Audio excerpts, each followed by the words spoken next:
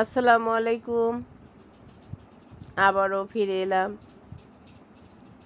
খুব সহজভাবে একটি সুন্দর রেসিপি দেখাবো। যারা খুবই ব্যস্ত, 2-3টি তরকারি রান্না করার মতো সময় হয় না, ঠিক তাদের জন্য। আমি আগে থেকে মাছটা তেলে ভেজে নিয়েছিলাম, নিয়ে একটু ভুনিয়ে নিয়েছি। ওটা আপনাদের কাছে আমি দেখাইনি।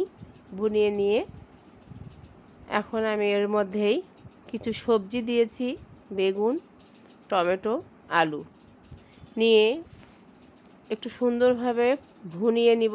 দেখতে পাচ্ছেন একটু হালকা করে নাড়বো, যেহেতু বেগুনটা যাতে ভেঙে না যায়, টমেটোটাও যেন ভেঙে না যায়। খুব আলতো করে একটু নাড়াচাড়া করে নিয়েছি। যখন দেখেছি শুদ্ধ হয়ে গিয়েছে, ঠিক তখনই আমি ভুনো মাছটা উপর থেকে দিয়ে দিয়েছি। দেখেন মাছগুলো আমি উপর থেকে দিয়ে দিয়েছি। খুব সুন্দরভাবে বলক এসেছে, এখন আমি নামিয়ে ফেলবো। এভাবেই রেখে দিয়েছি। দেখেন তো কেমন হয়েছে। যদি ভিডিওটা ভালো লেগে থাকে অবশ্যই লাইক কমেন্ট করবেন এবং শেয়ার বেশি বেশি করবেন। সবাই সুস্থ থাকুন, সুন্দর থাকুন, ভালো থাকুন।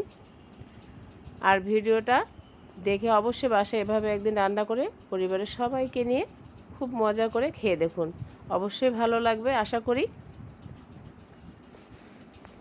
আপনারা সবাই এভাবে একদিন পরিবারের সবাইকে নিয়ে খেয়ে দেখবেন।